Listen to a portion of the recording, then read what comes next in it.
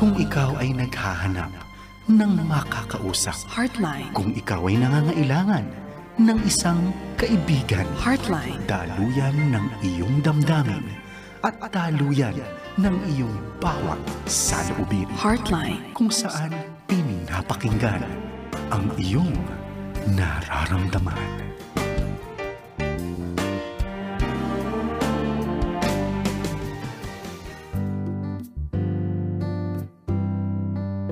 Magandang araw po sa lahat ng mga tagapakinig, taga-subaybay po ng program Heartline, handog sa inyo ng Back to the Bible Philippines in partnership with Far East Broadcasting Company. Maraming salamat po sa inyong mga tagapakinig, taga-subaybay sa ating program. I hope you can also share it to your friends para marami din po silang matutunan. I know that mas marami pong nakaka-disrupt sa atin, yung internet, yung iba sa atin walang wifi. Pero marami po sa atin sa probinsya ay ang ginagamit pa rin ang radio. O diba? Kapag radio kasi, hindi naman kayo nadidisrupt. Salamat po sa inyong patuloy na paggamit po ng gadgets na makapakinig po kayo sa ating program. And of course, ako po ang inyong kaibigan, si Ate Merly Guillermo. Makakasama nyo hanggang 11 o'clock ngayong gabi. Nais ko pong marinig ninyo ang boses ng ating counselor. Walang iba kundi si Dr. Joyce Piatgo. Good evening, Dr. Joyce. Good evening, Ate Merlin, and good evening sa lahat ng listeners natin. It's another Thursday night edition. We hope that you can stay tuned hanggang 11 o'clock. And I hope that if you are on the Facebook, you would like our page and share our page as well, no? You can also write in yung mga questions ninyo sa amin sa Facebook page or sa private messages natin at sasagutin natin. At kung kayo man ay merong verses that you would like to give to the couples for them to stay strong, pwede rin po. Or quotations na meron na you feel that it will be helpful for the marriages, pwede rin po. Yes, All are yes. welcome po, no? So I hope that you can like our page once again and share our page. Hindi natin malalaman, no? That yung mga kaibigan nyo is also going through some difficulties at baka naman yung mga questions ng listeners natin ay mga questions din sa buhay-buhay nila. So hopefully you can let us know as well too where you are listening from.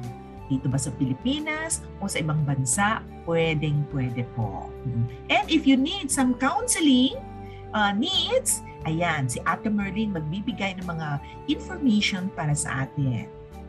Yan. Thank you, Dr. Joyce. No? Salamat sa sinabi niya na ini-encourage niya na yung mga listeners natin, they can also send yung mga verses, quotations na maaaring makatulong po sa ating mga listeners, no, para lalong maging matatag ang kanilang buhay may asawa. And of course, we would like to encourage you to send your questions sa 0916-296-6620 or sa 0998-962-6779. Yan po ay cell numbers ng Far East Broadcasting Company, kung saan ito po ay members ng kapisanan ng mga broadcasters ng Pilipinas. Kung nais niyo po ng personal counseling via Zoom or Messenger, or you can have face-to-face din, you can call Back to the Bible sa kanilang numbers 8371-9488 and 8371-9489. So yun po mga numbers na pwede niyo pong tawagan. Hanapin niyo lang po si Aren or si Helen para po ma-refer kayo sa mga counselors, in-house counselors na ang Back to the Bible. Ayan. So, lagi po namin sinasabi dito sa Heartline, itong pong programa ay kung saan ang inyo pong nararamdaman ay amin pong pinapakinggan. Diba? Para pang napaka-imposible, ano? Pero yung feelings po ninyo, we are trying to listen to it and give some advice sa pamagitan po ng ating counselors. Okay, so I hope you will learn from what we're going to discuss this evening. Of course, mga questions galing po sa ating mga listeners. And of course, tulad ng sinabi ni Dr. Joyce, cell numbers ng ng Far East Broadcasting Company. Okay, so ngayon po ay naisip namin na pag-usapan or may mga questions galing po sa ating mga listeners patungkol po ba, ano po ba ang dahilan bakit nagkakaroon ng stress sa buhay may asawa? Di ba, Ma'am Joyce? sa totoo lang, talagang nung magbo-boyfriend pa lang, hindi naman nakakaroon ng stress eh. Bakit pagka nag-asawa na, ito na reality sa buhay, ay nagkakaroon ng stress sa marriage? Ma'am Joyce, ano kaya ang mga reasons dito sa mga stress na nangyayari sa buhay by asawa? Definitely, no? Magkakaroon tayo talaga ng stress. Every day, maski na hindi ka married, no, you will already have stress. Pero if you get married, you might feel na mas marami ang mga stressors natin dahil you are living with another imperfect person. An imperfect person living together with another imperfect person will definitely create more stress, and there would be more responsibilities in marriage. Yes. No, children, no, finances, housing, and all other new things na will come up in marriage. So talagang magkakaroon ng stress. But the beautiful thing is that it's an everyday thing, and as long as we manage it well, then marriage will be okay. No? Wala namang problema na hindi masolusyonan sa Panginoon Diyos natin. So we should look at our God as greater than our problems, no? And then that will definitely help us as well. So if you're gonna look at it, maraming ang marriages na nag-fail or nag-end up in a separation or divorce, pero marami din naman mga marriages that stayed together pa rin. So it is more important that you prepare yourself bago ka pumasok sa marriage rather than being in a marriage na tapos nagkakakandarapa ka. So be prepared for it. One of the ways to prepare for marriage is magkaroon kayo ng premarital counseling, no?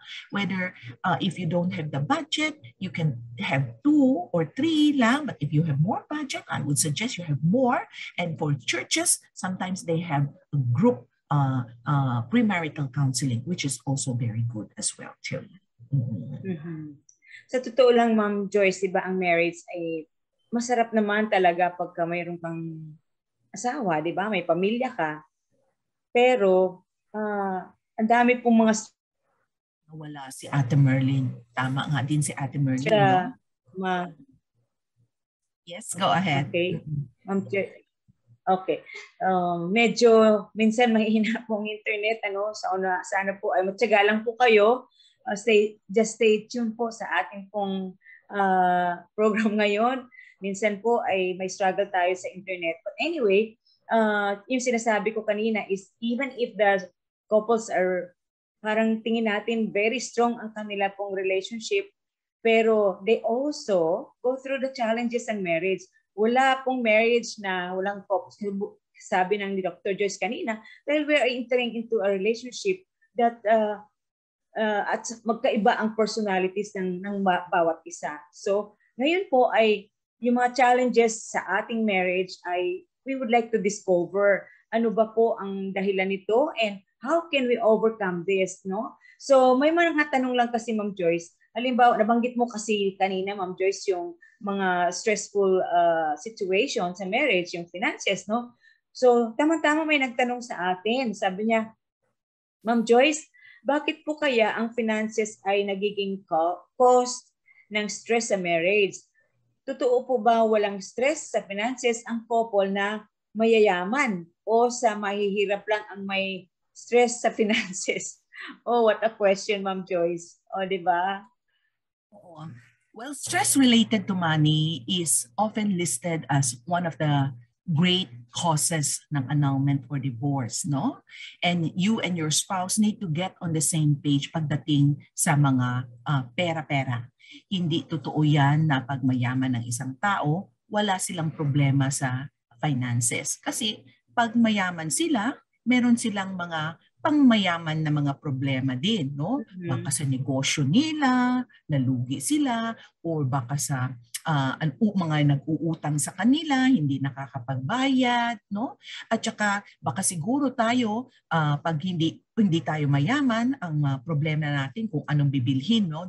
Yung mga necessities. Pero sa mga pangmayaman, meron din silang sariling problema nila. Baka siguro kung nag-aaway na sila kung saan sila magbabakasyon, no? So, kumbaga pa, we will always have problems, no? But again, It's not about the problem, it's about how we resolve it. Some of the key things in resolving sa mga financial stress ninyo is ipag-discuss ninyo ang lifestyle ninyo at saka choices ninyo. No? I have a couple.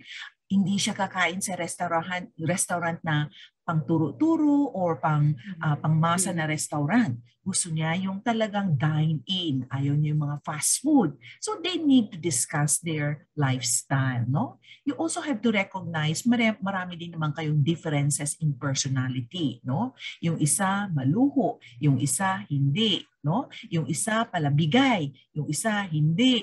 So in other words, pag-usapan nyo, it will be good to create a budget din. No? Pag nagkakaroon kayo ng budget, you would be able to know hanggang saan lang kayo pwede gagasto for that particular month or for that particular year. Meron din akong isang couple, no? Yung husband niya, bigay ng bigay sa parents niya, tulong, no? Para sa mga mahihirap, ang tulong ay 2,000, 3,000. Pang mayaman na nga sila, di ba? Ang problema nila, ang bigay ng husband niya is 100,000, 200,000. So in other words, the same topic pero iba lang yung amount ang problema nila. So that's also possible. Tapos, keep purchases out in the open. No? Kung ano man yung bibilhin nyo, sana you would respect one another and tell each other. Always remember, you are a team. So you tell each other, you inform one another kung ano yung igagastos nyo. Hindi naman porket pera mo yon, ikaw yung nag-earn, so you have the full right. Because remember, in marriage, two shall become one. And then I hope in finances, you also set expectations. For example, ito ang bibilhin natin, bahay ang prioridad natin. So you try to save. Sabi pa nga ng anak ko, Mama, do we really need to save 1 peso and 2 pesos? Maliit lang man yan. But I said, I remember he was still very young. But I said, you cannot save 1 million without starting from saving the 1 peso. So in other words, you have to start even, maski na piso pa yan, 2 piso, titipirin mo. Dahil there are 2 ways to become rich. It's either you save it or you earn it. So we try to do both. Save it, hindi mas gastos masyado, or we try to earn it as well. Hello muna sa mga listeners natin, si Joe Slimer. Thank you very much for tuning in. Hello din kay Mr. Rudy Yap. He would send feelers that he's listening to us. Thank you po for faithfully tuning to us. Hello din kay Annalie, kay Karen Tew. Thank you for tuning in. Hello din sa Wednesday Bible Study Group ni Reverend Anthony Techico, nila kagaya ni Pinky Ongtan, ni Helen Pedrosa. Thank you po for listening, Leia Chua. God bless you all po. May the Lord continue to bless you and your family po. Ikaw, Ate Merles. Binabati ko rin naman si Manay Christy Hupanda, no? And of course si Luz Bondok ng Cabanatuan City. Of course, regular listener natin si Nora Cabantog, si Tessie Pansahebra ng Davao. Hello po sa inyo. Maraming salamat sa inyong pakikinig. Si Elenita Castillo Tolentino, si Ate Rose Hueza ng Digos City, Davao. Salamat po. At saka si Ruchi ng Digos din sa Davao del Sur. Salamat sa inyong pakikinig. Si Ann Games sa Vienna, Austria. Nakikinig ngayon si Ana. Ayan. Salamat, Ana Games. Si Joy Benitez din. Nakikinig. Si Erlyn de Pauhay. Si Bert Lagi. Maraming salamat po sa inyong pakikinig. And of course, meron tayong listeners sa, sa Germany. Si Maini na Cordova na regular listener natin. Sa South Korea naman, si Erwin Torres Wenceslao. Maraming salamat po sa inyong pakikinig sa Heartline. Of course, Ma'am Joyce, si Cipriano Bigornia, kasama ang kanyang mami na si Eugene, nakikinig sa San Jose, California. Salamat din kay Ophel Kaalim. Thank you so much sa inyo pong feedback din sa Heartline. Okay, another question, Ma'am Joyce, dito po sa ating pinag-uusapan about the stress sa marriage. Ano po? May nagtanong din kasi sa akin, kaya ito po ay i-share ko din dahil maaari ito din po ang causes ng stress sa inyo, mga listeners. Ano? Sabi ng isang listener, sabi niya, bakit po ang pagiging parent ay stressful? Ay di po ba ang bawat couple desires to have children? Bakit po pag may anak na, nagiging stressful ang marriage? Nakakadagdag po sa stress ang pagiging magulang. Bakit po kaya ganon? Yun ang question sa atin, Ma'am Joyce. One of the things that we need to remember is that when there are changes, there will be stress. No? Kasi that's how our body adjusts to it. So kumbaga pa, kasanayan natin na walang anak, so that's good. Tapos nagkakaroon tayo ng anak, so there will be changes. So changes will lead to stress. Pero alam natin, stress is a normal thing. Pag ang isang stress ay overwhelming, o kumbaga pa, ito ay walang break, periods of break, then that will be affecting our mental health and body as well. Because pag walang break, that means to say continuous yun, no? Then it will not be healthy for us. So it will be good to have breaks din, no? Being a parent, we indulge ourselves in many things with them, but I hope that we do some self-care as well too. No? So it is good to know that there will always be stressors. But kung ikaw man ay isang magulang, when God gives you children, I would believe that our Lord God is good and gracious, and He will definitely give you wisdom and ways on how to cope with your children. No? At imagine, no, sana dalawa kayo, ikaw at saka parents, no, husband and wife will be able to help in nurturing and raising our children.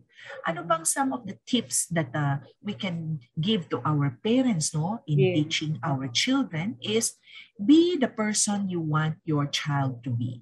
Kung gusto mo maging honest ang anak mo, ay ikaw maging honest. Kung gusto mo ang anak mo ay magiging kind, ikaw ay magiging kind. Gusto mo bang anak mo magiging hardworking? Nakita mo sa kanila na ikaw ay isang hardworking person as well too. Another way is that allow to make your child mistakes. Allow them to make mistakes. No? Yeah. We should always view mistakes as a learning tool. Huwag tayo sobrang galit na galit. Because sa kasalanan nila, sa mga kamalian nila, they would be able to remember it. It would be a great teacher for all of them. No? So allow them to make mistakes as long as hindi naman yung life and death na mistakes na yun. No? As long as hindi naman sobrang grabe. So allow to make mistakes. It's okay for them to fall down. It's okay for them to not do it perfectly. It's perfectly fine. No? One of the other ways is you teach them values. No? Not rules. No? Wag masyadong, wag gawin ito, wag gawin ito, wag gawin ito. Wag. Oh, puro na lang wag. No? They would feel their life is a bunch of do not do things. Do not. No?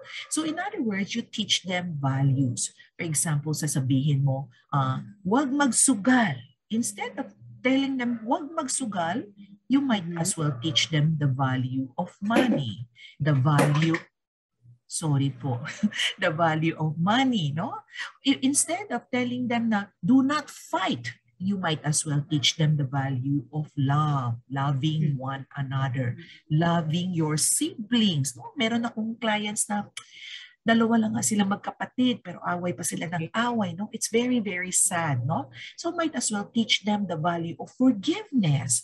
So not so many rules. Teach them values, no? And always remember that when we discipline out of love, not because it is out of anger, not because it is because we want to punish them. So we try to discipline out of love by explaining it to them. Remember, magkaka-rupture man ang relationship, magkakaaway man kayo, there is always a way to repair it. No? And also, praise your child. No? Praise your child, encourage your child. I'm not saying magiging epal, no? Na puro na lang praises or what, no? But you really praise your child accordingly. no? And praise your child in a matter of fact tone na, anak, I'm very proud of you for you helped mama today, instead of, anak, salamat. So those are some of the things that I would like to give out to the parents. Ayan. So thank you, Ma'am Joyce, no? Sa parenthood is a very difficult assignment that we ever face, di ba? So minsan, nagiging desperate tayo kasi yung idea natin ng pagiging parent, minsan akala natin ay it is good for our children. Pero ang nagiging result pala ay nagiging negative ang response ng mga bata. So yung advice ni Ma'am Joyce ay sana nakatulong sa atin. Hindi ko lagi, don't, wag. Kasi the more na sabihin mo wag, nagiging curious ang mga bata. Bakit nga naman wag? Diba? Bakit hindi ako payagan nito? Mas lalo sila naging curious doon. So I hope yung advice ni Ma'am Joyce ay nakatulong po sa mga magulang na sobrang na-stress sa pagiging magulang sa kanilang mga anak. At lalo na, kahit nga po mga parents, kahit dalawa lang anak ninyo, nakaka-stress. Lalo na kung maraming anak, di po ba? So bawat isang bata kasi iba't ibang personalidad. So dapat ay ipiparent natin sila according to their personalities. Hindi po pare-pareho ang pamamaraan ng pagdisiplina or pagpiparent sa bawat isa. Bawat bata, may kanya-kanyang personalities. So you parent them according to their personalities. And I hope one of these days ay makapag-seminar din si Ma'am Joyce tungkol sa parenting, or para sa mga listeners natin. So maybe Heartline can also hold up parenting seminar in the future. Okay, Ma'am Joyce, thank you for that advice. And Ma'am Joyce, ito naman, mayroon na din sa atin, sabi niya ganun, nakikitira po kami sa mga in-laws, sabi niya. Bilang wife, hirap po ako makisama sa kanila.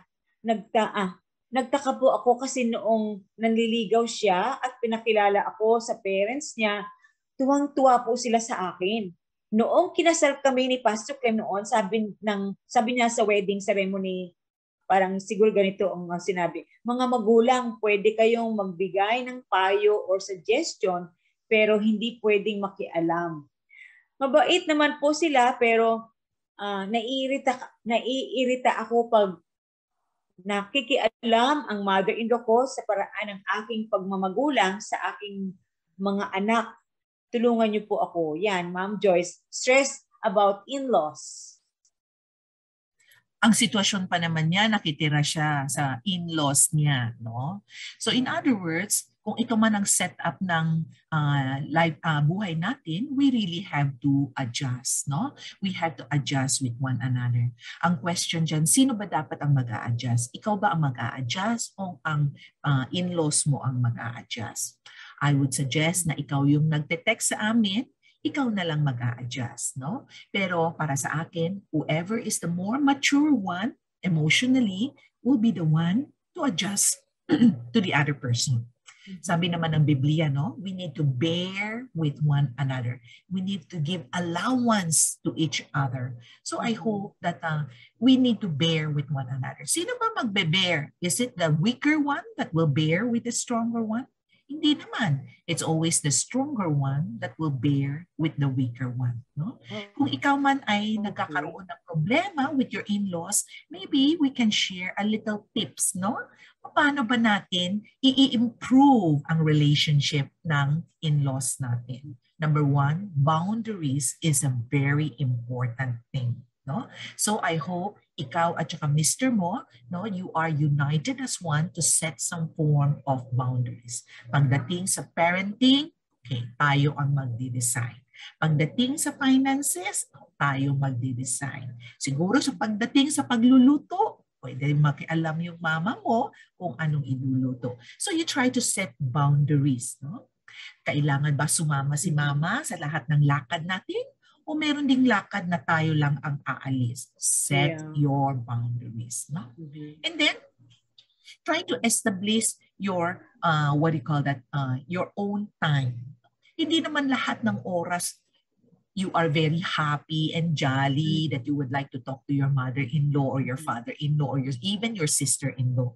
Merong oras at saka araw na we are also busy, we are down, we have our own problems. So if that's the case, you can just limit yourself. I'm not saying that you need to cut. Just limit your time with them because those are the times na hindi ka rin ganun ka-okay. So you need to take care of your own self as well too. Another thing is that you need to learn to deflect. Hindi magandang word yung deflect, no? It's because sometimes, critical sila. Okay? Hindi lang naman in-laws ang critical. Pwede rin ang asawa natin critical or ibang kaibigan natin na critical. So you just have to deflect and ignore, no? The saying that goes into one ear, goes out to the other ear. Kung mapraktisan mo yan, maganda.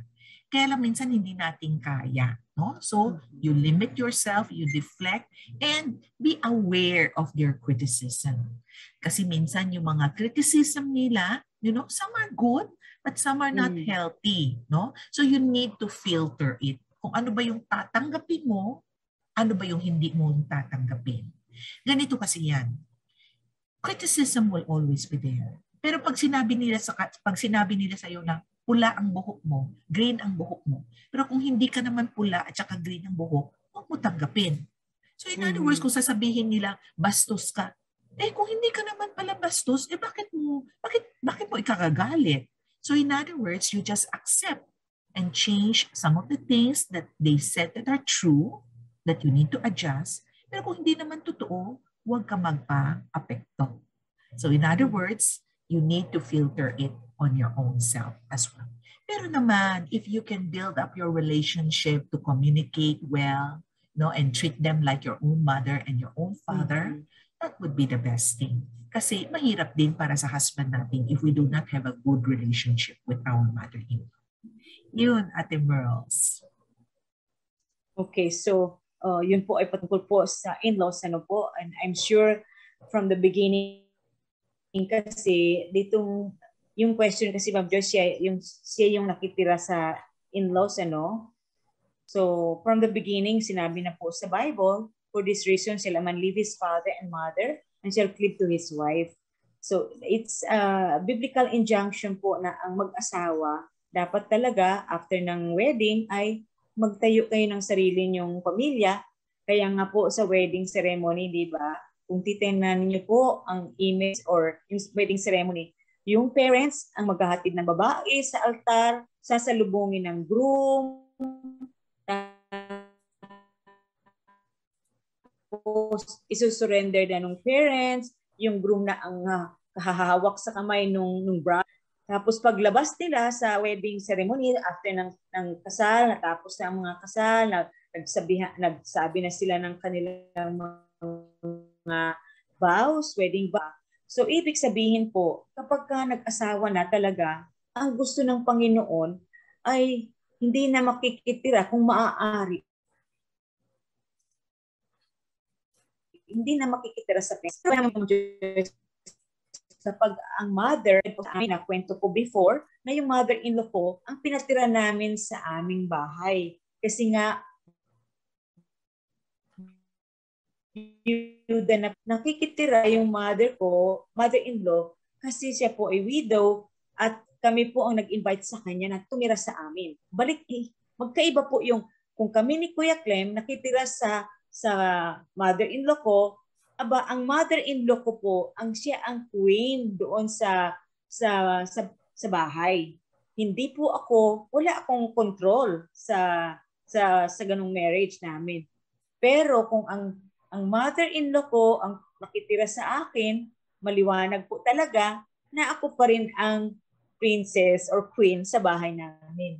So yun po ang parang ang disenyo ng Panginoon sa marriage. Kaya nagiging issue po talaga yung in-laws kapag ang mag-asawa ay nakitira sa parents, sa in-laws nila.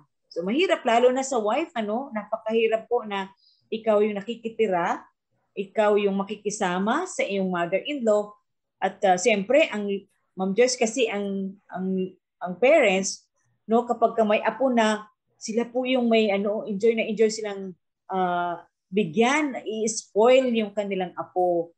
Kaya minsan, yung parents, ay yung mother at saka father ng mga apo ay hindi nila gusto yung paraan ng pagpe-parent ng in-laws sa kanilang apo. Kasi in-spoil nila no? So yun po ay sana ay anyway, kung nandun kayo sa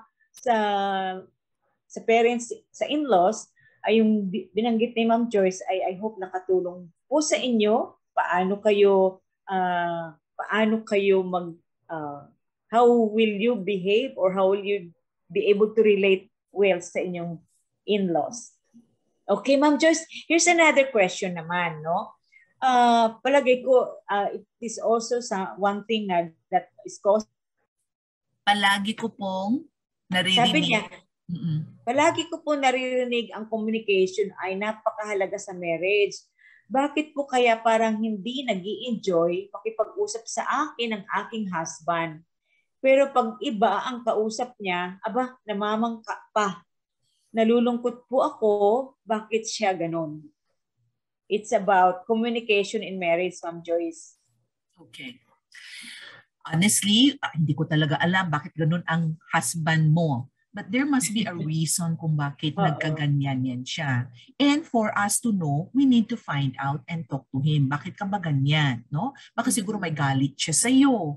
O baka nasasawa siya sa'yo. I don't know. No? But there is always a ways on how to improve your communication. You have to go back to, finding time to talk. Imagine, paano ka niya nililigawan? Di ba, kinakausap ka niya, I'm sure kilig to the bones siya. So, pwede natin babalikan yan. There must be something that have happened, kaya nagkaroon ng ganyan, no? Pero if we're going to look at it, no, you don't have to have long communications. Pwede naman short, good communications, no? At I hope that kung ano man yung mga problema, gusot, mapag-resolbahan nyo para you will be able to have a better communication. No? If you feel naman na mas gusto ng asawa mo na may ibang tao na makausap, pwede naman. So you try to set dates with other couples as well. Then hopefully that will help both of you as well. No? Pero sinasabi ng ibang researchers that there are 5 pillars of a healthy Christian marriage. No? One of the pillars is love. No? And love is being defined in 1 Corinthians 13. No? And we need to be having that kind of love. Love is patient, love is kind, love is what, no? And so in other words, we need to give love to each other. In other words, paano kayo mag-aasawa kung walang love? And marriage is really the culmination of love. Another thing that is more important in marriage is really the trust for one another. A good marriage cannot be built and sustained kung hindi kayo nagtiwala sa isa't isa. A third pillar is what we call respect. Respecting that you don't shout with each other, respecting that you value each other, no? Respecting that you put each other first in importance to priorities. Another one is understanding, putting yourself in the shoes of the other person. And the fifth one is faith, no? And sana naman mapag-usapan nyo rin itong mga pillars ninyo para pag mausapan nyo, then you will be able to build a stronger relationship as well. Kung nagkakaroon kayo ng communication problems, no? It is a skill that can be learned as well. So wag kayo mag-alala. It is something that you can improve, no? By way of practicing it as well. And I hope that you can take personal notes din. Merong ibang mga tao, ayaw nila na kausapin mo sila pag marami silang problema. Or ayaw nila kausapin kayo na galit kayo. You know, I personally would say, pag galit ang partner nyo, huwag nyo muna kausapin. Give them some time to cool down. No? I don't say that you walk out of it, but I say you take a time out of it. So you tell your partner, mainit ang ulo ko ngayon, mamaya na tayo mag-usap. Kasi pag mainit ang ulo mo, then you will not be able to access your thinking brain. Ha? So pag hindi mo ma-access ang thinking brain mo, hindi ka makakapag-isip ng mabuti, baka mali-mali yung sasabihin mo. So that's one of the things that I would advise you to do. But try to have better communication by being kind to each other. Ma'am Joyce, may nagtanong sa akin, yung siguro listener lang Heartline yun. Hindi lang kami nag face-to-face kaya parang ang hirap kong i-explain sa kanya mabuti, no? Parang ang sabi niya, we've been married for, itong dalawa Ma'am Joyce ay pareho silang widow and widower. Okay? So nagsama sila, nag-asawa sila. So silang dalawa na lang din sa kanilang bahay. So parang habang tumatagal silang mag-asawa, parang hindi po nararamdaman ng bawat isa na they enjoy the company or sa kanilang marriage. So tinanong ko, kumusta po ang inyo pong pag-uusap? Sabi nung husband ay hindi na daw, wala na silang pinag-uusapan. Kasi anong pag-uusapan nila? Wala naman silang anak na pag-uusapan. Wala silang mga good times in the past. Kunyari, yung ligawan, hindi naman talaga sila nagligawan eh. Ibig sabihin, may edad na sila nung nag-asawa sila eh. So parang tinanong ko, how is your sex life? Sabi, wala din. So parang wala silang emotional attachment, walang intimacy, lalong walang communication. Kasi anong pag-uusapan? Parang nanghihinayang din ako sa mag-asawang ito na tatanda sila na hindi nila na-enjoy ang kanilang pagiging mag-asawa. So, Ma'am Joyce, ano kaya ang mai-advise mo kapag halimbawa ito, mga nasa 70s na sila, no? Pareho silang widow at saka widower na nag-asawa sila. How can you give advice sa kanila na pwede pa nilang i-enjoy ang kanilang relationship, lalo na kung mag-communicate sila?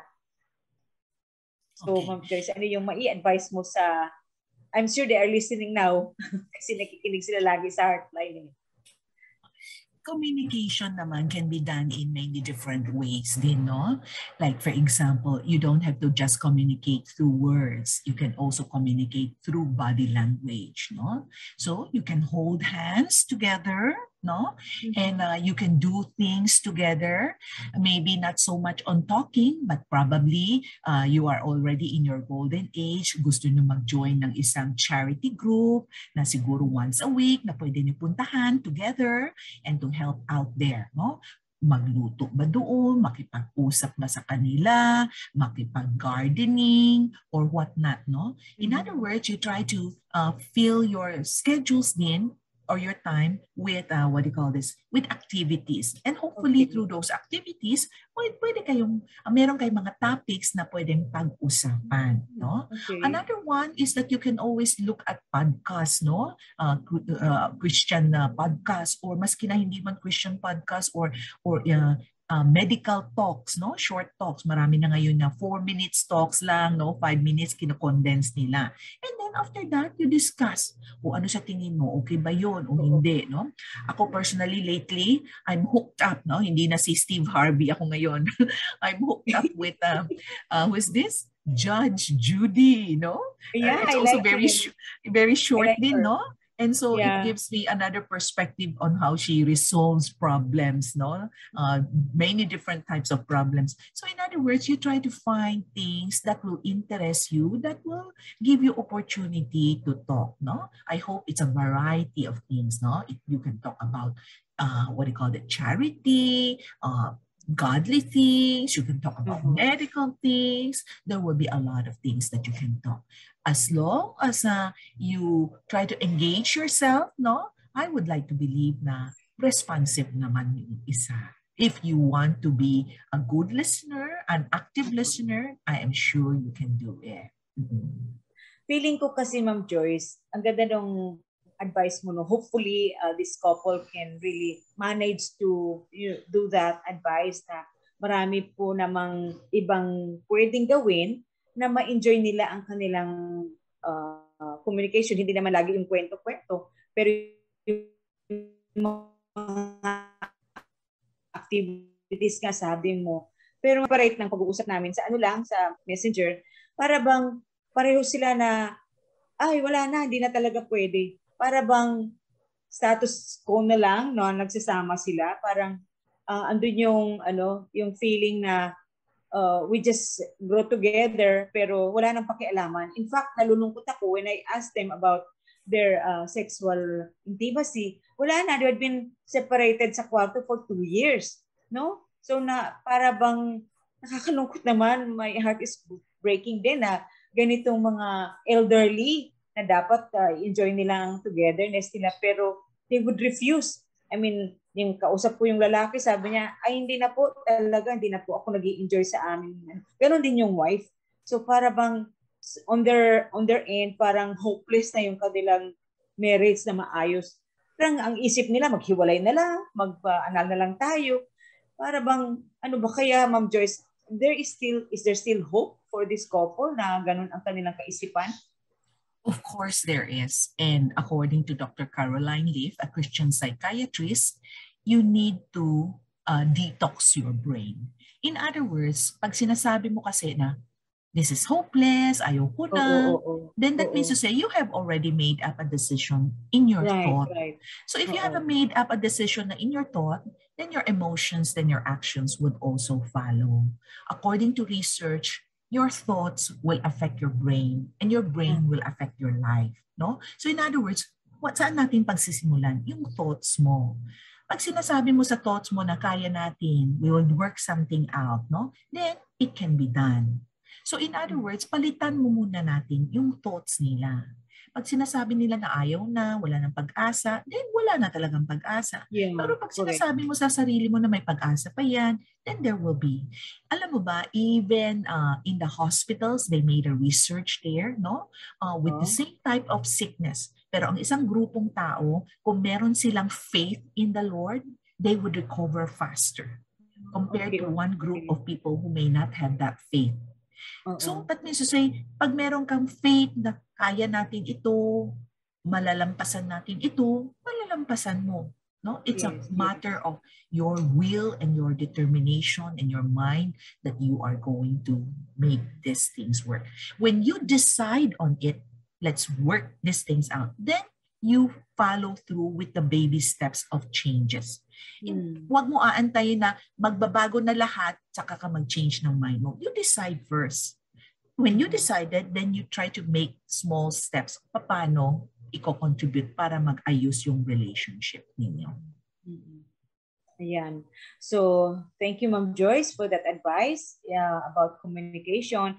And here's another question, Ma'am Joyce. Sabi niya, I'm married to an American, sabi niya, and we have 3 children.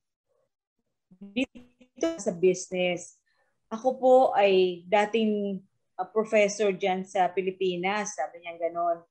Pero dito, ayaw akong patrabahuin ng husband ko. Parang nanginayang ko ako sa akin pong career as a professor. At dito ayaw niya na akong patrabahuin. Gusto lang po niya na bantayan ko yung aming 3 maliliit na mga anak. 20 years po ang difference ng edad namin. Mas patanda po sa akin ng 20 years. So ano po kaya, kasi parang gusto ko talagang magtrabaho dito. Nanginginayang po ako sa career, sa akin pong pagiging professor dati. Hindi ko na nagagamit ito sa Amerika. Ano po ang advice niyo sa akin? Yan ang question, Ma'am Joyce. All right. Number 1, you are already married. So in other words, we try to submit to our husband. No? So, yun ang gusto ng asawa mo na huwag ka magtrabaho. I am sure sinabihan mo na yung reasons mo, no? So, para sa kanya, hindi yun reasons. Kaya gusto pa rin niya na ikaw na lang yung magbantay sa mga bata, no? Actually, if you look at it, to take care of the children is a wonderful profession as well. To trabaho din po yun. Yun ay isang very noble work and job. So if you look at it differently, then you will be proud of what you will be doing. Lalo na kung ang anak mo ay very young pa, no? Especially in the formative years, 0 to 5 or 0 to 6, I would even suggest na you stay home and take care of them. Kasi even though magkuha ka ng nanny, no, ilagay mo siya sa daycare, nothing is compared to your love and to your attention bilang nanay sa kanila. Number 2, if you are going back to work dahil yung nga ang profession mo, and you can earn some money. So kung hindi naman pala problema ang pera, no, at pwede mo naman parang bawasan ang paggastos mo, then I would also say that it is perfectly fine, no? Baka siguro pag malaki na yung anak mo or pag nasa school na sila, which they would be eventually, like for example full-time, no? Pag nasa school na sila, that will be 6 hours or 7 hours in the school, then that's a time that you can go back to be a teacher. Hindi naman mawawala yung profession mo. Being a teacher, you can always go back. Some other people nga, pag sila, yung mga, na I heard that yung mga taong na nag-army, no, na pagtapos nila bilang soldiers, no, in army, when they come back, they become teachers as well too. So in other words, hindi naman mawawala yun sa'yo. You can always have your profession. Pero hindi mo palagi makasama yung mga anak mo habang buhay. Kasi pagdating ng teenage years, ayaw na nila na magpabantay pa sa'yo, no? Pag-asawa nila sila, more so. So, treasure, cherish this time ngayon na makasama mo yung mga anak mo. And I hope that you can just submit to your husband to take care of your children for now. For now. Naku, Ma'am Joyce, ang bilis ng time, salamat sa advice mo doon sa ating first portion ng ating program ngayon. And we'll have a station break, station ID, and then of course music, and we'll be back after po ng station break and station ID.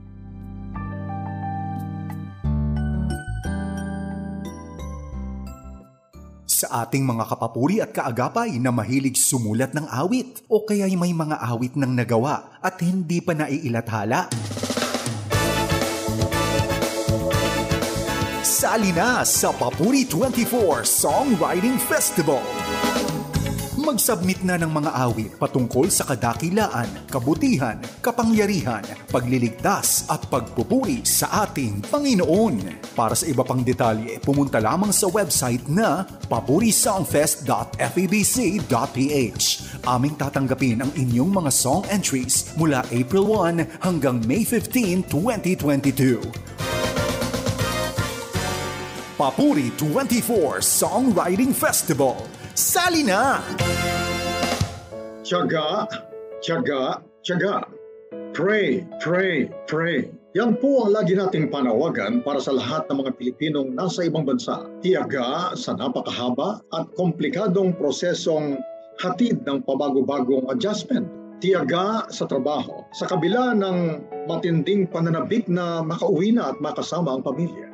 Tiyaga sa pananalangin dahil ang ating Diyos ay walang sawa sa pagtugon sa ating mga dulog sa Kanya. Sabi nga po sa unang Tesalonica, Kabanatang 5, talatang 16 hanggang 18, magalak kayong lagi, palagi kayong manalangin at magpasalamat kayo sa Diyos sa lahat ng pagkakataon sapagkat ito ang kalooban ng Diyos para sa inyo, sa inyong pakikipag-isa kay Jesucristo. Ako po ang inyong kaagapay, Pastor Attorney Carlos Kuya Kaloy Cao Jr. Sumasaludo, umaagapay at nananalangin para sa ating mga overseas Filipino workers.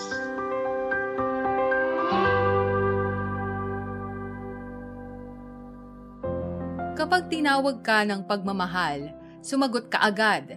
Panatag, marangal. Naririto ako at handang maglingkod.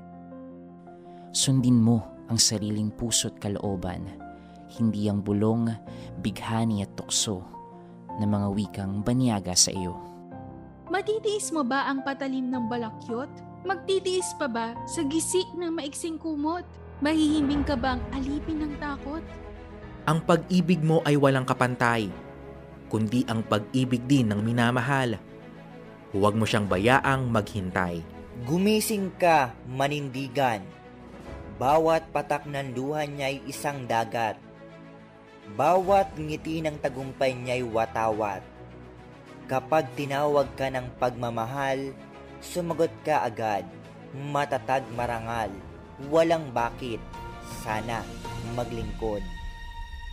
Ito ay hango mula sa tulang Mamamayan ni Rio Alma. Paalaalang hatid ng inyong 702 DZAS FEBC Radio TV, agapay ng sambayanan.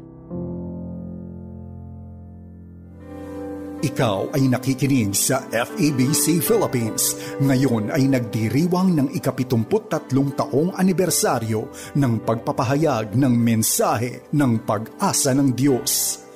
DZMR 1143 Santiago City, CARE 104.3 The Way FM Legazpi City, 702 DZAS Mega Manila, 98.7 DZFE Metro Manila, 106.3 DZRK Quezon Palawan, 1233 DYVS Bacolod City, UP 987 DYFR Cebu City, 97.5 DYFE Tacloban City, 1116 DXAS Zamboanga City, 106.9 DXGR Cotabato City, 103.3 The New J Cagayan de Oro City, 1197 DXFE Davao City, 1062 DXKI Coronadal City, at mga online broadcast sa Pinoy Connection at Now XD.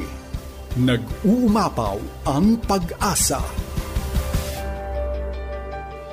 Heartline, kung saan pinapakinggan ang iyong nararamdaman.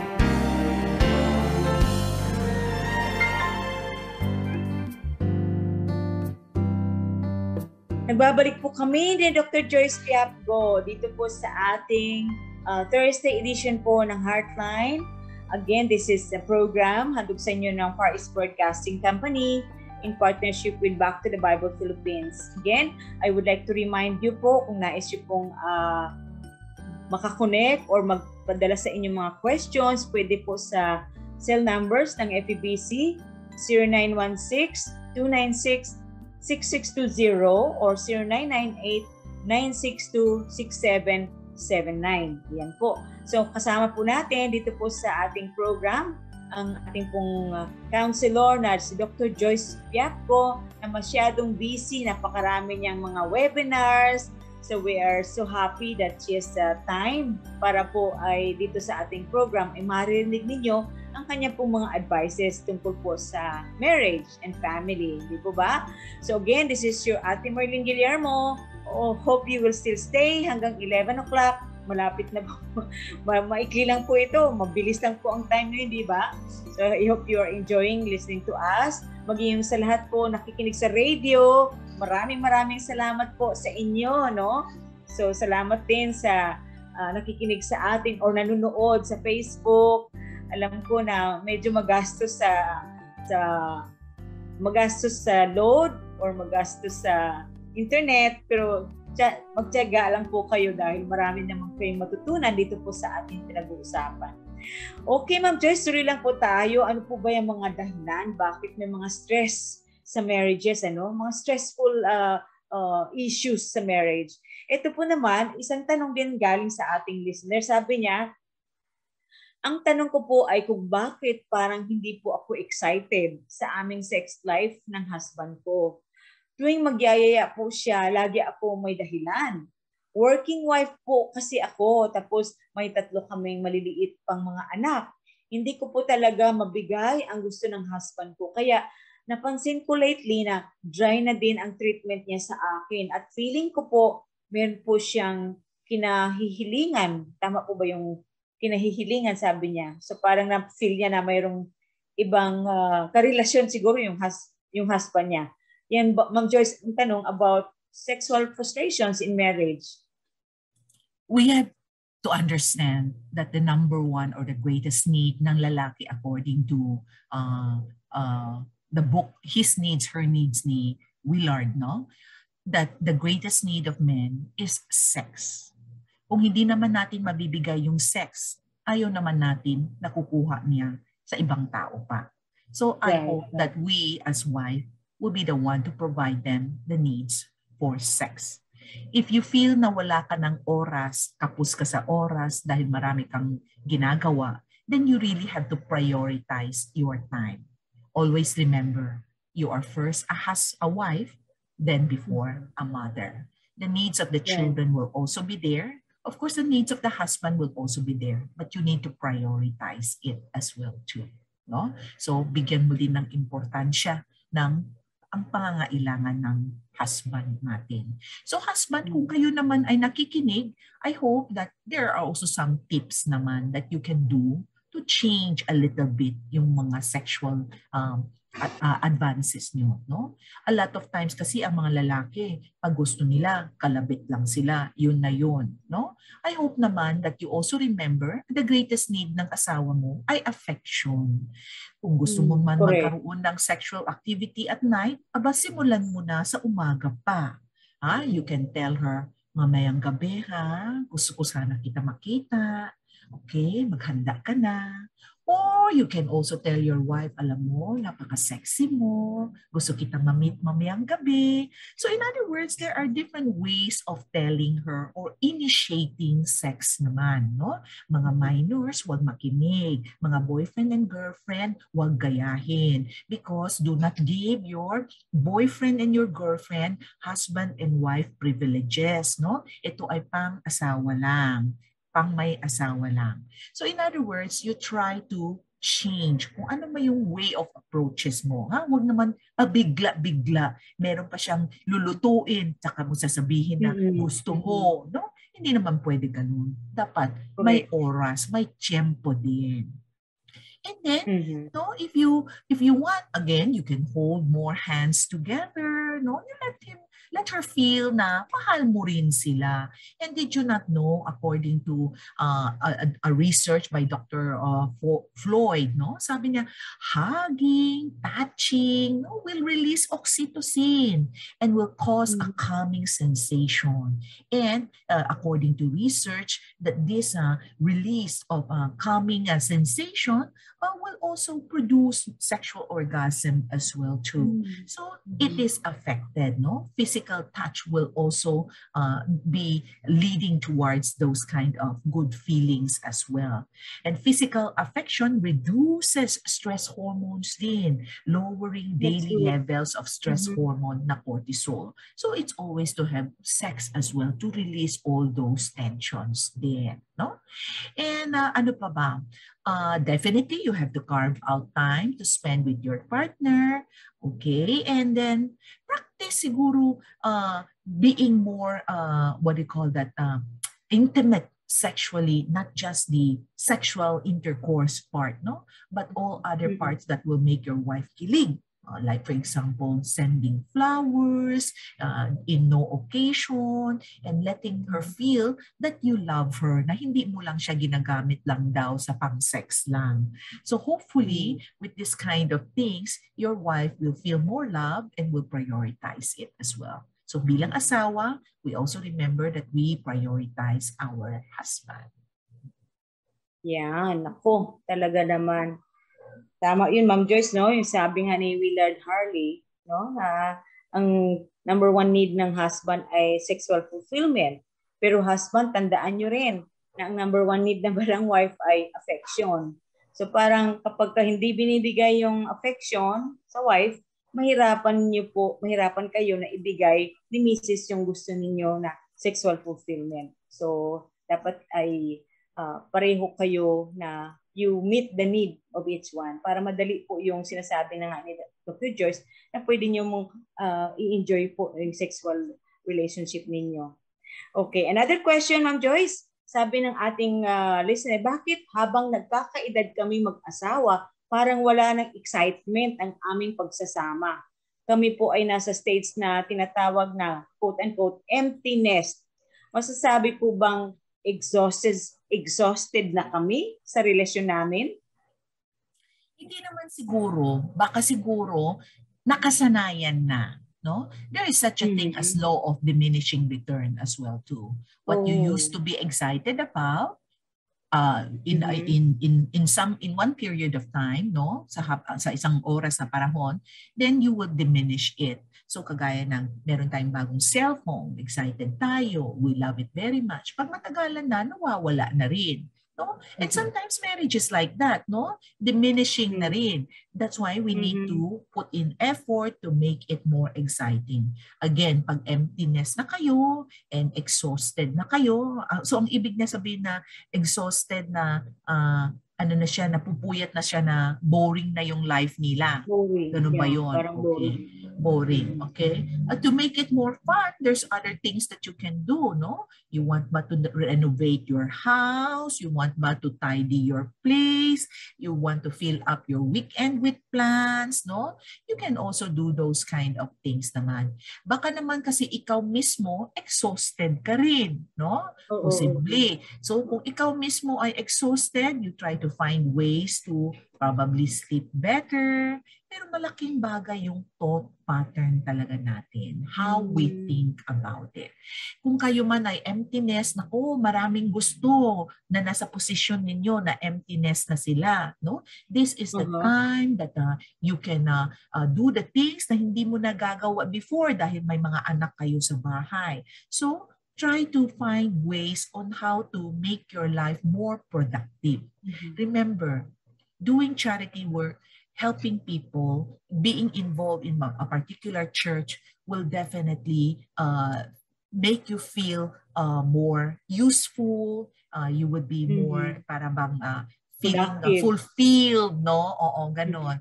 So I hope that you can do that as well. No, whether this is calling people to pray for them, or this is calling people to ask how they are doing, or this is just being a listening ear to your friends, definitely it would help.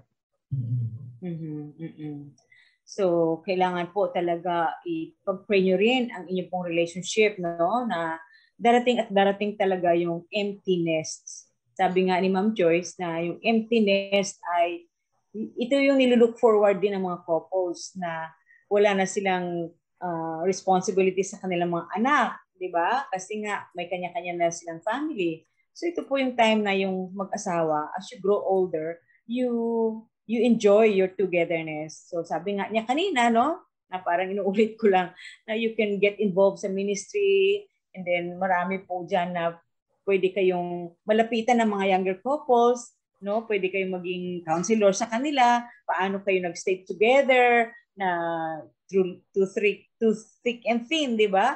So natutuwa naman ako, Ma'am Joyce, pagka nagbubukas ako ng Facebook, may mga friends ako na they are celebrating their 46th year anniversary, 50 years wedding anniversary. Nakakatuwa, di ba? Na maganda pong example ito na they were able to work together sa kanilang marriage hanggang makarating po sila sa ganitong anniversary sa kanilang marriage.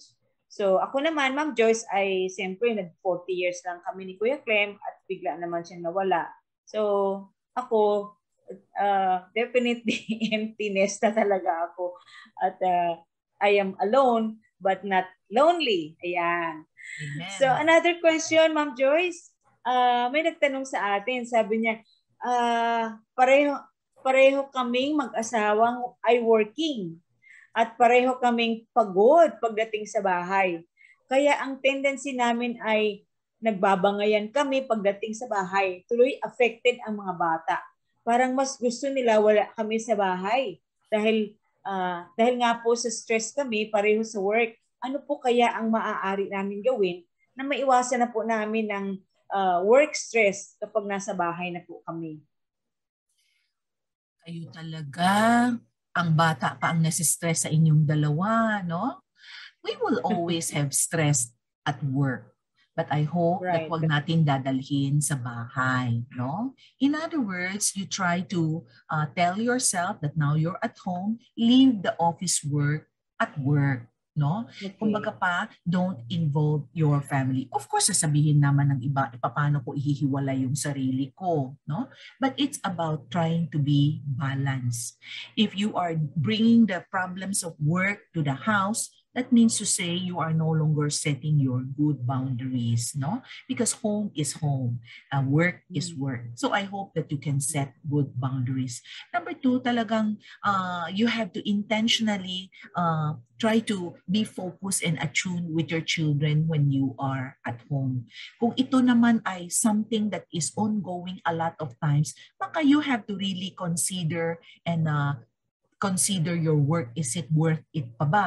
Nagtatrabaho ka 8 hours pero parang itong trabaho mo 24 hours dahil bit-bit mo pa hanggang bahay. So you have to consider, is this a job that you really like? Magsulat ka ng mga pros and cons. Ito ba talaga ang bagay para sa akin? Because it's no longer healthy, no? Tell yourself, this is a downtime, which means you say a time with my family, then you spend it with your family. Hindi lang natin alam no, kung bakit ba palagi may mga problema yung sa trabaho na dinadala pa yung sa bahay. Wala tayong side story dyan, no? Oo. Pero definitely it's not healthy. So pag-usapan nyo, bakit ganun, no? Parang walang katapusan itong mga problema nyo. And to see whether it is time to change a job, it is time ba to do something else, no? That you can resolve it. Para sa akin naman, pag may solution, you need to resolve it. Pag walang solution, you need to surrender it to the Lord God. No? Okay. Pag may control ka, you change. Pag wala ka namang control, you surrender it as well. And kalamitan, wala tayong control. Kalamitan, we cannot change them, but we can only change ourselves. No? Ang problema sa office, hindi mawawala. So ikaw yung magbago. Correct. Okay. Sige, thank you Ma'am Joyce sa advice na yan. So here's another another reason or question bakit nagkakaroon ng stress sa marriage, sabi nagtanong sa atin, Ma'am Joyce, pag nag-aaway kami mag-asawa at madalas po 'yon, ang hirap po ang pakiramdam. Kasi po na-discover ko may karelasyon ang husband ko sa office. Nasasaktan ako masyado, ang hirap. I confronted him pero lagi niyang sinasabi magkaibigan lang daw sila. Hinihintay ko magsabi siya ng totoo, handa naman po akong patawarin siya. So ito yung mga hurt feelings sa marriage, Ma'am Joyce, diba? Na parang it's really causing stress. Pareho sila sa husband and wife. So ano po ang ma-advise nyo dito sa mga hurt feelings that is causing stress sa kanilang relationship? Okay, this is something na kailangan nyo i-resolve, no? And definitely, we always say that pag magkaroon ng affair, hindi ito beginning. This is already the culmination. That means to say, merong mga dissatisfactions, merong mga merong mga expectations na hindi nakukuha, kaya nagkakaroon ng mga ganitong problema, no? Okay, it is also possible, ano ba sila, sex addict ba sila or what, no? Womanizer ba sila o hindi? So in other words, kailangan babalik tayo at mag-uusap. Walang trust dito dahil alam niya na meron pero hindi naman aaminin ng husband. Could it also be possible na ito ay haka-haka mo lang kasi wala kang ebidensya pa, no? Unless na may evidence ka, then that would be the very sure thing. Pero do not hire an investigator to find out kung talagang meron ba o wala. Sayang lang ng pera mo, masasaktan ka lang, no? I would say, just pray about it. Ibibigay ng Panginoon Diyos yung mga evidences. Wala namang kasalanan na natatago forever. Malalantad at malalantad din yon. So, you can talk about your trust issues. Sabihin mo parang, meron akong ganitong feeling, no? I hope that it is not true, no? And then, you can also have some, parang ways on how to be accountable to one another. Pwede ba i-check ko yung cellphone mo? Okay? Hindi na, kasi mahirap dito pag kinokontrol mo, it's about trust ba yun o control? May difference kasi, no? Am I being controlling or is it just a trust issue? So, pag-usapan nyo, no? And instead of finding out, ganito ba, I would rather focus on what I can do, which is you nurture your relationship.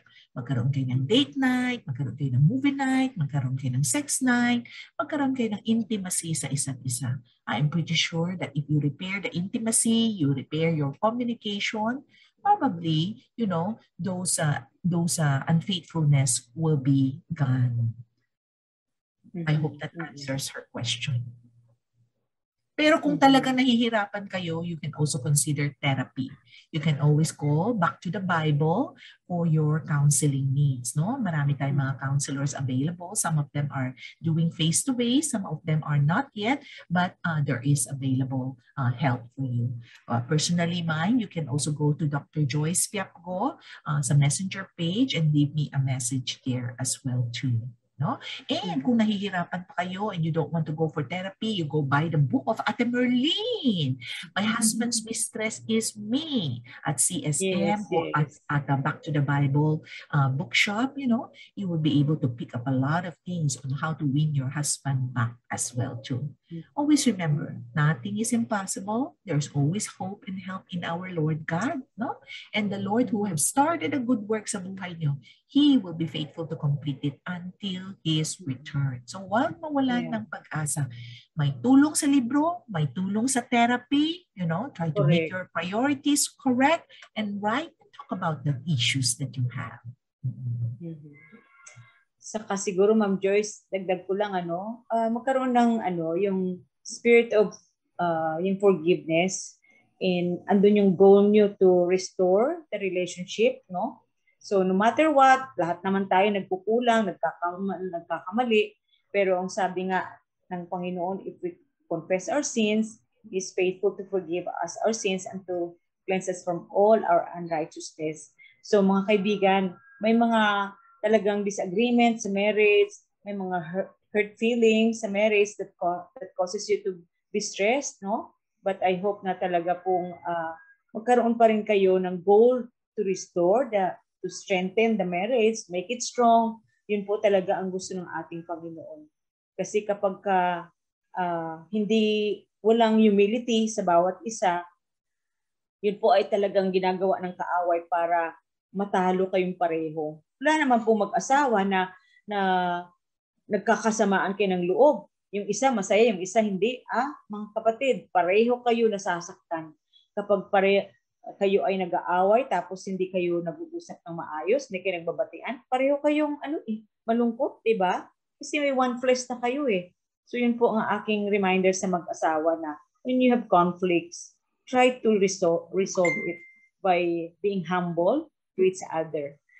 Okay, Ma'am Joyce, here's another question. Ano po, ang sabi naman niya, madalas po kaming may disagreement ng wife ko, lalo na sa issue ng parenting styles. Magkaiba po kasi ang pinanggalingan naming family. Ang parents ng husband ko ay hiwalay. So ngayon, parang takot siyang mangyayari sa amin na maghiwalay kami. Ako naman po ay talagang maayos ang family na pinanggalingan ko. My parents have parented as well. So yun ang gusto ko sanang paraan ng pagmamagulang sa aming mga anak.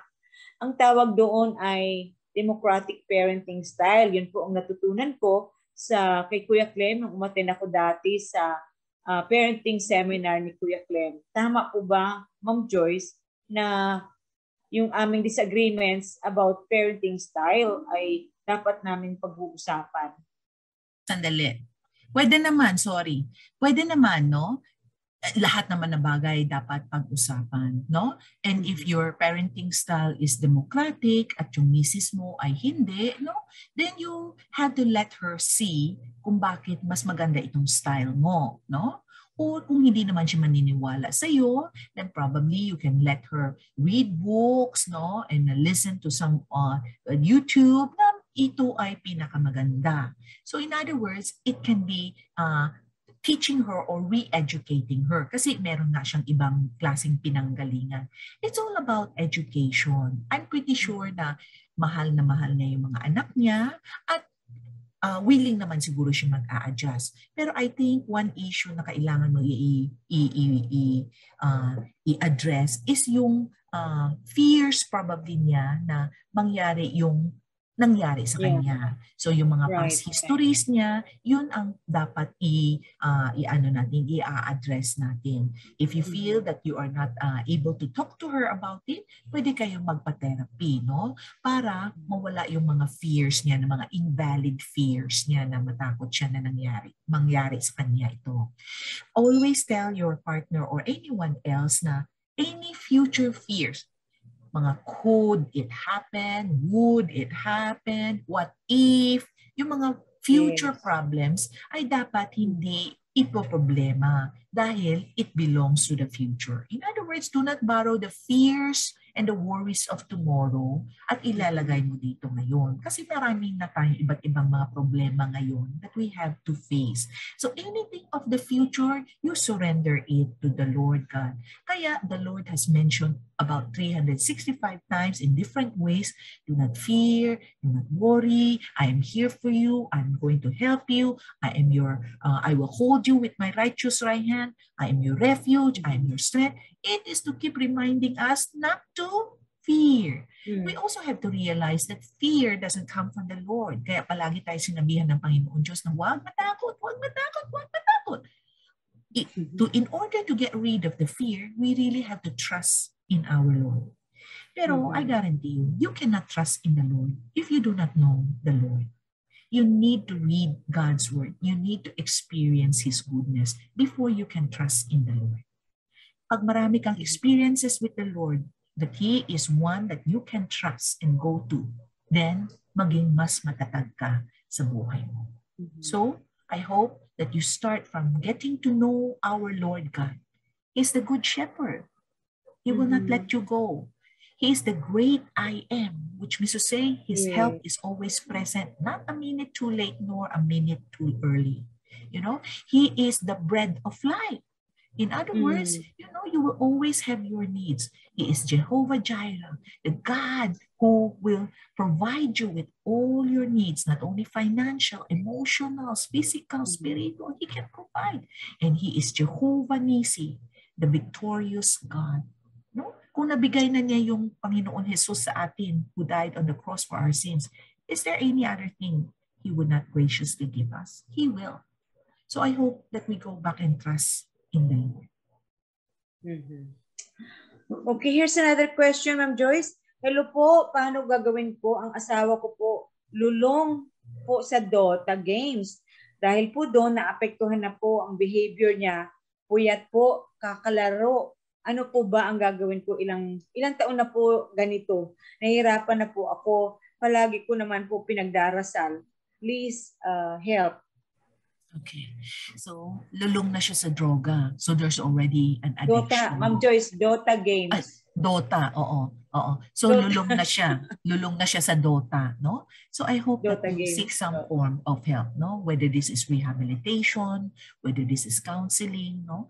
You seek some form of help already, outside help. Kung marami na yung taon, that means to say, hindi mo na nakakayanan to deal with it. So, seek some form of professional help. There are a lot of professional helps, rehabilitations that you can go to. Pero kung may pag-asa pa, oo naman, may pag-asa pa.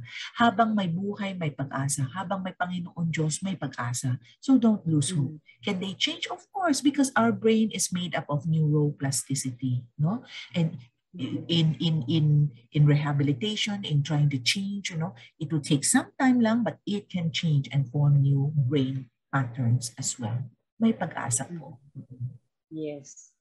Okay, so hindi ko alam yung Dota, no? Games pala yun. Yes. Para sa mga millennials. Anyway, nakaka-stress nga naman yun, Ma'am Joyce, diba? Kapag ang husband mo ay mas nakafocus siya doon sa Dota games na yun.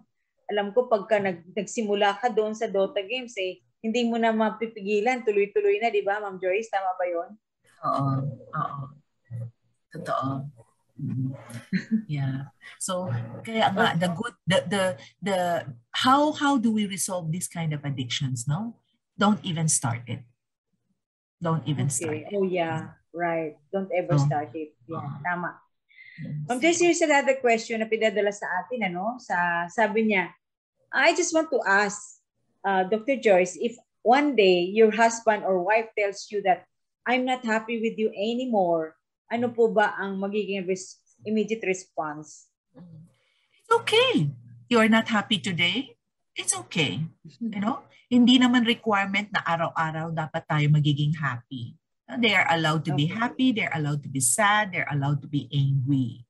it doesn't matter. Because happy is an emotion that comes and goes. No? Kung lahat ba tayo happy all the time, edi wala na talagang hiwalayan sa mundong ito. But happy is an emotion that is very dependent sa circumstances natin. Pero as long as you stay committed to each other, that's more important. Because commitment is something that is lifelong. So that is more important. Okay. Timing po, may pinagdadaanan kami mag-asawa, and last night, nag-pop up sa wall ko ang Heartline. Nakapakinig po ako noon dyan kay Kuya Clem, pero natigil lang. I was praying sa Lord. Then suddenly, as I opened my Facebook, yan, nakita ko. Thank you very much sa inyo po. Sa Heartline ay nakatulong po sa akin na makinig ulit. God is good. Medyo na-enlighten ako sa relasyon namin mag-asawa. Senior na kami pero dapat pa ding maging matatag. Salamat po sa help ni Lord na maka-join sa aming ministry sa church, sa Word of Hope. Thank you po ulit. I was able to join every Saturday sa panalanginan. So, yan ang kanyang pinapasalamat. So anyway, wala siyang tanong kung hindi nagpasalamat lang siya na na-discover niya bigla ang Heartline. Ano po, baka dati sa radio siya, bigla daw nag-pop up sa kanyang Facebook. So salamat po sa inyong patuloy na pakikinig po sa ministry as a Heartline.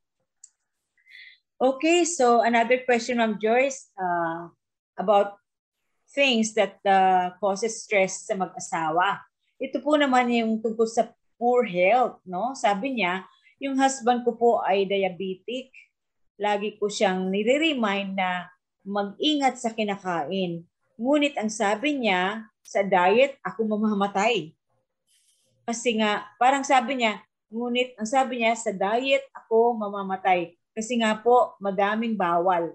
Sabi niya, mabuti na yung mamamatay ako na busog kaysa mamamatay ako sa gutom. E di po bang aging sa health issues, dapat alagaan pa rin ang husband? Ika nga, till death do us part.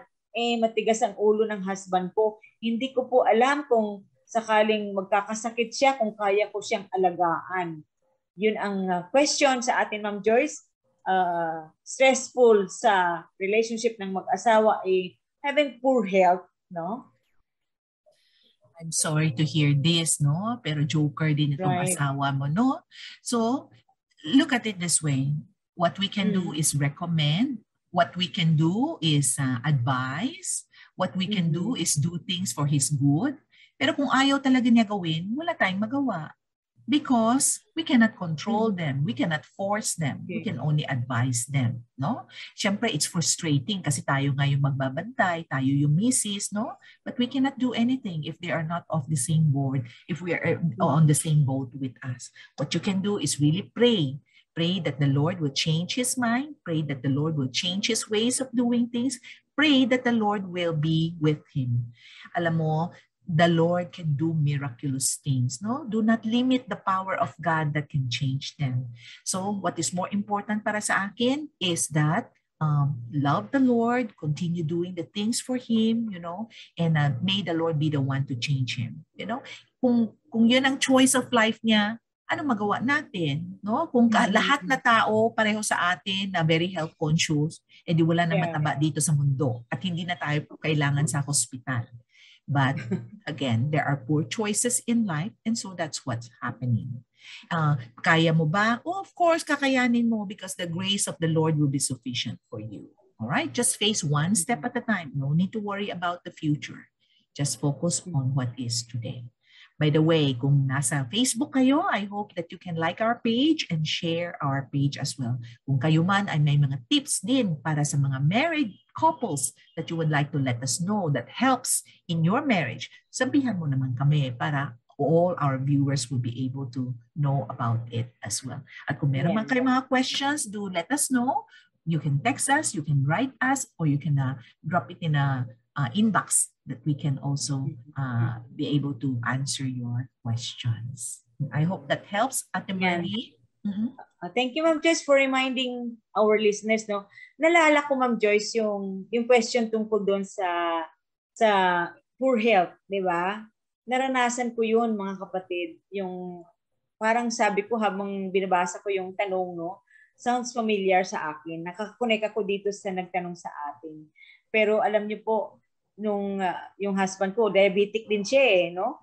Mga sinasabi niya rin doon. Ako kasi maingat sa kinakain ko. Siya naman, yun nga, din ang sabi din niya noon na mabuti na yung mamatay ako sa, nabusog ako kaysa naman mamamatay ako sa dahil sa gutom. Parang narinig ko din yun sa asawa ko. So parang yung alam mo yun, naisip ko din, kaya ko bang alagaan ang asawa ko pag nagkasakit siya. Yun nga, yung promise sa marriage vows, diba? Yung sinabi ko nung 40 years ago sa aming kasal, in sickness and in health, no? So yun po pala, ay yung vow na yun, ay na-fulfill ko po yun, mga kapatid. Akala ko hindi ko rin kayang gawin yun. Na-fulfill ko po yung promise ko 40 years ago nung nangyari sa asawa ko na nagkasakit siya.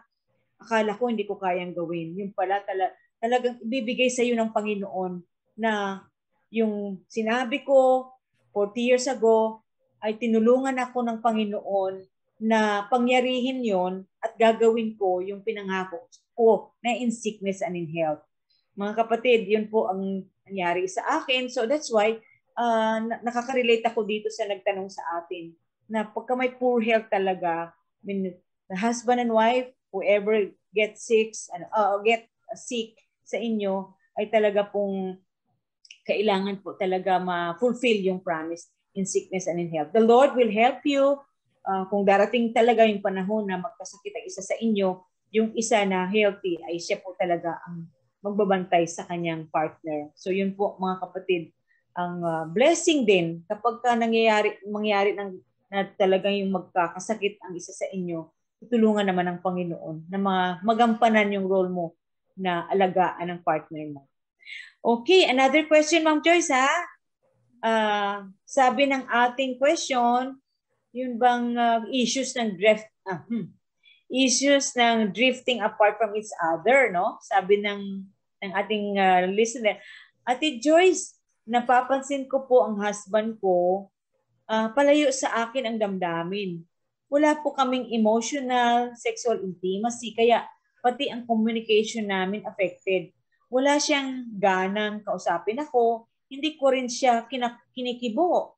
Hindi pa rin po kami magkakasama sa kwarto. May solusyon pa po ba ang aming relasyon? Pareho po kaming senior citizens na. Oh, parang may nagtanong din sa atin kanina, Ma'am Joyce, no? Ganito. Alam nyo na nag-drift apart or baka sabihin ng iba ng parang autopilot na nga, no? Alam nyo nag-drift apart. So, try to do something para hindi kayo mag-drift apart, no? Marami naman ako nakikita na mga elderly couple, no? Pag mag-speak ako sa mga senior citizen group, no, magkasama silang dalawa, no? May mga activities na mga churches na for the seniors, andoon din sila magkasama. So, in other words, pwede naman gawin, may paraan naman. Baka siguro iba lang yung expectations mo sa nangyayari. Pero kung ano man yung mga expectations mo, baka naman pwede mo siya ibahagi din sa partner mo para matulungan ka rin ng mga partner mo. Dahil hindi naman nila alam kung ano yung mga expectations mo. Pero drifting apart siguro, sometimes because you just don't have anything to do, pero if you try to have some activities, I am sure naman it will come back. No? So hindi ko lang alam kung ano yung mga expectations nila, no? Para sa akin, drifting apart sometimes in a day or two baka mangyayari, but as long as it's not every single day, no? I hope that you can talk it out. I hope that you can plan things together. And the good news is maraming mga churches doon, meron na silang mga planned activities.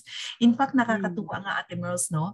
For example, ini-invite ako ng Church A, Church B, Church C, no? Senior citizen ito. Pag pumunta ako sa Church A, nakikita ko sila. Pag pumunta ako sa Church B, nakikita ko pa rin sila. Pumunta ako sa ng Church C, naman din sila. So in other words, you know, they go to the different activities of the senior citizen. Tuwa naman. So that means to say, you can also do that, no? lalo na ngayon, no, there's more churches who have activities for the seniors, and so you take advantage of that. Mas mahirap lang nga para sa akin kasi imagine if I talk about the same topic and then yung pala pareho lang ang audience. Hindi naman lahat pareho, but there are a handful that are the same, no? Tinanong ko sila, pasensya na, hindi ko naman alam na punta din pala kayo dito. Pareho lang yung message ko. Sasabihin nga nila sa akin, hindi bale, we love listening to it again kasi sometimes we are forgetful, no? So that's a very good spirit to have, no? So meron kayong pwedeng gawin, no? One of the activities when I teach the course Ministering to the Elderly, you feel that you are bored already and you have nothing to do at home, kumuha kayo ng isang litrato, no? Huwag yun naman yung mahirap masyado, and you draw it. Okay? You draw it by using your left hand. Oh, pwede ba yan? So maging mabagal, okay? Or you can organize your things, no? Ang nakakatawa pa nga sabi na pag wala daw kayong gagawin, no? Pwede daw kayo kumuha ng mga nuts and bolts sa bahay. Tapos i-separate nyo daw yung parehong sizes, no? So that's helping your family daw organizing things, no? So in other words, there are many things that you can do still, no? In the internet, marami din mga activities that the seniors can do. So I hope that you can also do that one, no? So yeah, may God help you, no? We're not supposed to drift apart. We're supposed to stay closer in each new day. Galing naman, ano? Natuwa naman ako doon sinabi mo, Ma'am Joyce, na yung kahit saan nandun yung mag-asawa, no? So, ang ganda po ng example nila na hindi sila nagsasawa makinig sa iyo. So, mga kapatid, yun ang mga activities ni Ma'am Joyce. Fully booked siya sa kanyang mga speaking engagements. And I thank God that she still has time para sa atin, ano po, sa Heartline. So, Ma'am Joyce, here's a question. Parang in-address siya sa akin. Ate Merlin, ano po kayang pwedeng gawin? Ang anak ko pong babae, 7 years old, natutong magsinungaling na sa amin. So, very young na magsinungaling yung bata, 7 years old. Alam mo, hindi natin sila tinuruan magsinungaling. Maging marunong yan sila magsinungaling because we live in a fallen world. What I would like to do, kung nagsinungaling siya, you might want to look at the situation kung bakit siya nagsinungaling. No? Is it because it's a rule na sabi mo na huwag, tapos ginawa nila? Is it because your rules are very strict? Or is it because they're afraid to come up front to you? Hindi ko alam kung ano yung side story niya, no? But what we can do is to teach them the truth. That God doesn't like lies. In fact, the father of lies is Satan, no? And you can also teach her the value that if you lie, you will have the tendency of lying again. And that's not something that God is pleased. So it is best that He would always be honest with you. Pero I hope we can follow Susanna Wesley's rule, no? Meron siyang 19 children at ito ang rule niya, isa sa rules niya. Children who comes to me and tell me the truth will never be punished. In other words, kung nag-sorry na sila sa mga kasalanan nila, we will not punish them now because by itself, it's already a very big issue or they have been brave enough to come to us na and be honest. So, ang ipapunish natin yung hindi naging honest. Pero kung naging honest na sila, ang rule ni Susanna Wesley, hindi na niya ipapunish. So, research have also said, ang isang bata ay magiging sinungaling or even our spouse, magiging mas sinungaling daw yan sila pag nagiging mas stricto tayo. So, pag hindi tayo ganun ka-strict, if we are open, mas hindi sila mag-lie. So, we also need to check our own selves. Do we have a lot of rules? Kanina, nasabi natin, let us try to have more values, teaching them more values than rather than giving them more rules. Tama pala, I wanted to say thank you sa Davao Evangelical Church for inviting me to speak to their youth about finding their way out sa thoughts nila. Thank you din sa UECG for inviting me to talk about understanding the mind of their youth. Also, thank you din sa Unilab for inviting me to talk about combating emotional stress to their pediatricians as well. Thank you. No? If you want to invite me to speak, you can also go to Dr. Joyce Piapgo sa Facebook page. You can message me or you can email me sa drjoycepiapgodin@gmail.com. Thank you, Ate Merls. Galing na Ma'am Dr. Joyce. Dami niyang speaking engagements at saka talaga po namang yun ang passion ni Ma'am Joyce no? By the way, siya sa mga... Yes. By the way, meron pa pala isa. If you can like the page of Good Vibes, no? Not Dr. Jerry Liao, Brother Jerry Liao, a pastor, is having what do you call it, a series on parenting, no? And I'm one of his invited guest speakers. So we do it twice a month, no? On Friday nights at anong oras ba yun? 8 o'clock. So, sa Facebook Live. It's called Good Vibes. Or Good Vibes. Oh, Good Vibes. Sa Under God Today. God Today. Galing. So, yeah, thank you. Thank you, Ma'am Joyce. I hope many will be able to join that. So, another question. Sabi niya, may issue po kaming mag-asawa sa aming relasyon. Hindi ko alam kung ano ang plano niya sa aming family. Kung tinatanong ko siya, lagi niyang sagot, ikaw, anong plano mo?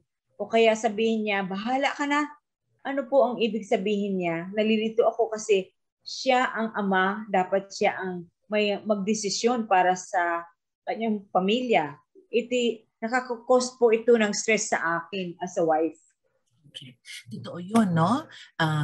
Dapat ang lalaki ang head of the household. Dapat ang lalaki proactive in making decision makings, no? But there are times talaga may lalaki din na ganun, no? It is possible that they are taking a flight mode, no? Which means to say, pag tayo kasi under stress, we could do a fight mode, which means to say we fight it out. There's one way din na when we look at it, we will take a flight mode, no? Takbo na tayo. We don't want to make decisions. Meron din isa na we take a freeze mode, no? Ikaw na lang bahala. So it is possible that he might be taking a fight mode or a freeze mode, no? In that case, you can come in and help. No? In other words, sabihin niya na, sige, ikaw na bahala. So, ikaw na bahala.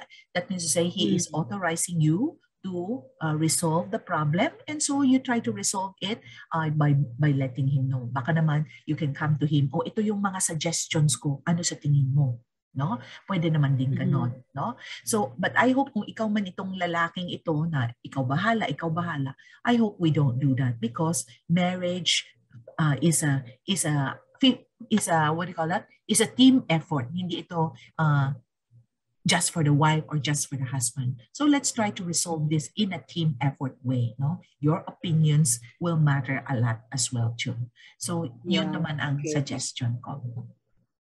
Okay, Ma'am Joyce. Here's a question. Hi, Dr. Joyce. Participant po ako ng Labstrack. Do you have tips po ba on how to have an efficient study habit? May specific period or time of the day po ba na our bodies are most productive? Is it okay to study more than 6 hours a day? I am a law student po kasi and minsan sumasakit ng ulo ko sa pag-aaral. Okay. Thank you for that question. No?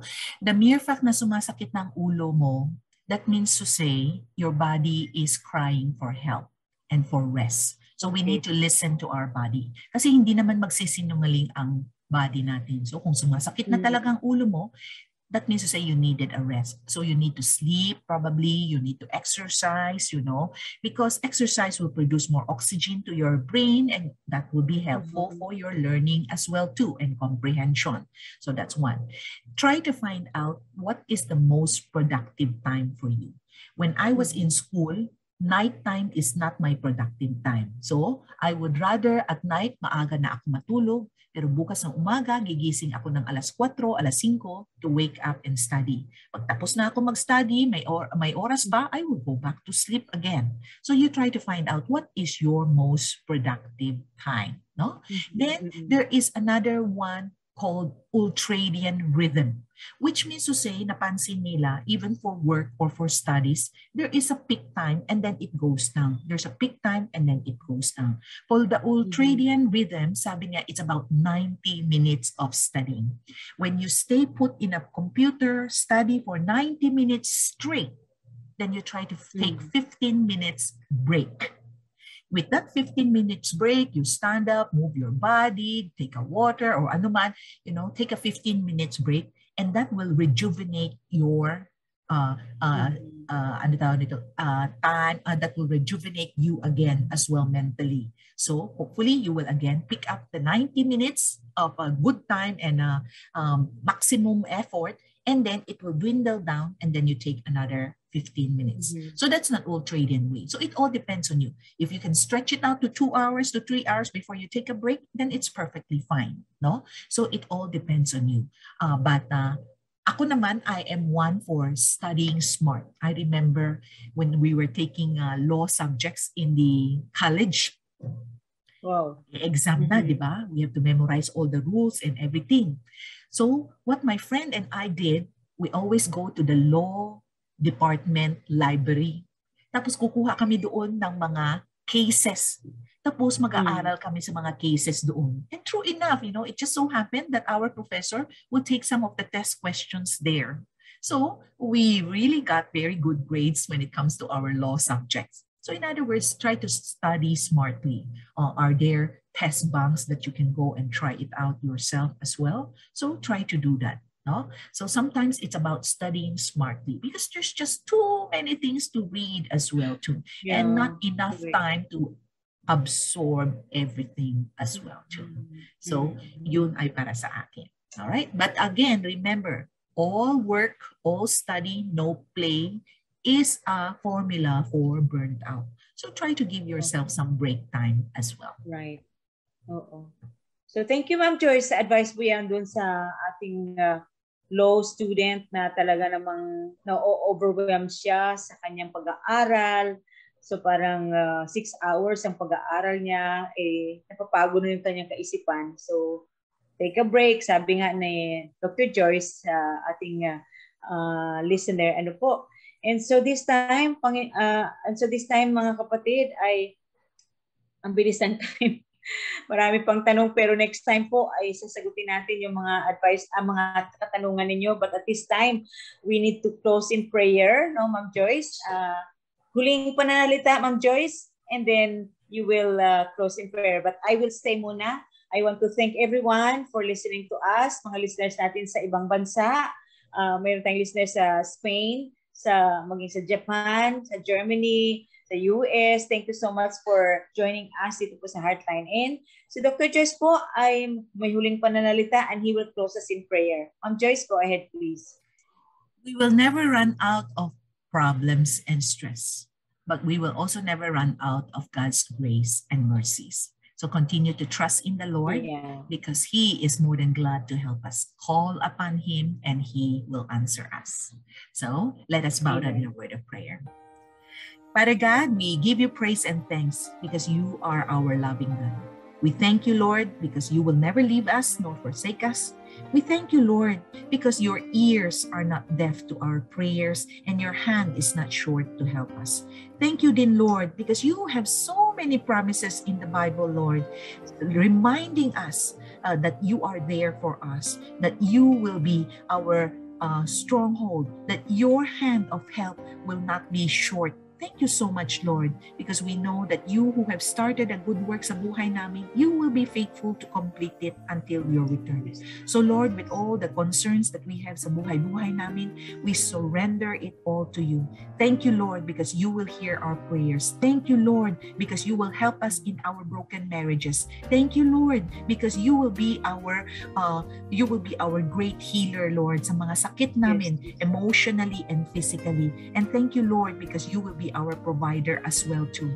Salamat Panginoon Diyos because we can count on you. Sabi nga ng Romans, if you have given us your only Son, is there any other thing that you would not graciously give us? Sa lahat ng listeners namin who are going through physical, mental, emotional, financial needs, we pray Lord God that you will be there, that maka-experience nila yung love mo Lord, yung healing mo Lord, and yung answered prayers nila Lord. Thank you so much.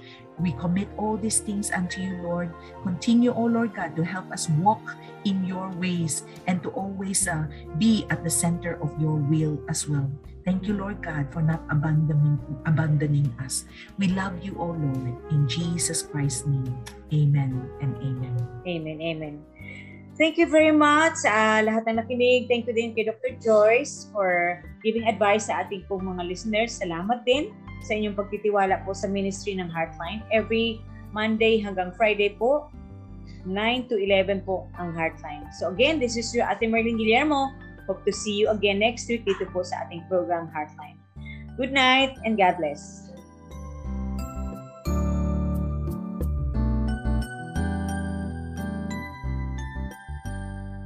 Heartline.